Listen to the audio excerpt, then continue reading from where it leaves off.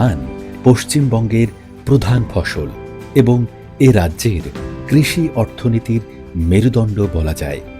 রাজ্যের অধিকাংশ মানুষ সরাসরি বা পরোক্ষভাবে ধান চাষের সাথে যুক্ত। তাই ধান শুধু খাদ্য নয়, পশ্চিমবঙ্গের সংস্কৃতি ও জীবিকার সাথেও গভীরভাবে জড়িয়ে আছে।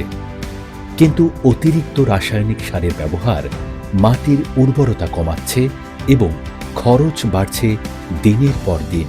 তাই কম খরচে ভালো ফলন পেতে ইফকো নিয়ে এসেছে নানান সুবিধা। প্রথমেই প্রতি কেজি ধান বীজে ইফকো ন্যানো ডিএপি 5 থেকে 10 মিলি মিশিয়ে 20 থেকে 30 মিনিট শোধন করুন। অথবা আপনারা ন্যানো ডিএপি দিয়ে চারা শোধনও করতে পারবেন।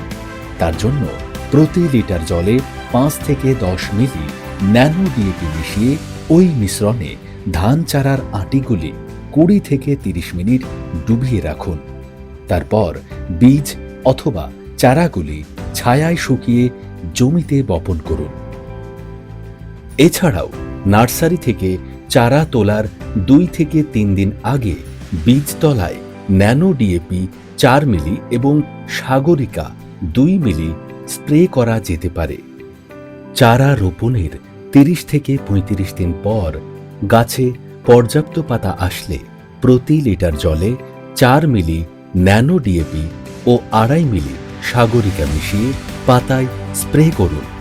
প্রথম স্প্রের 15 থেকে 20 দিন পর প্রতি লিটার জলে 4 মিলি ন্যানো ইউরিয়া প্লাস ও 2.5 মিলি সাগরিকা মিশিয়ে দ্বিতীয় স্প্রে করুন। এছাড়াও ধানে জিঙ্কের অভাবে ক্ষয়রা রোগ দেখা যায়, তাই জিঙ্কের ঘাটতি মেটানোর জন্য ইফকোর ন্যানো জিঙ্ক 1 মিলি প্রতি লিটার পরিষ্কার জলে মিশিয়ে রোপণের 30 থেকে 35 দিন পর পাতায় স্প্রে করুন। ইফকোর এই ন্যানো সার যে কোনো স্প্রে পাম্প বা ড্রোনের মাধ্যমেও প্রয়োগ করা যায়।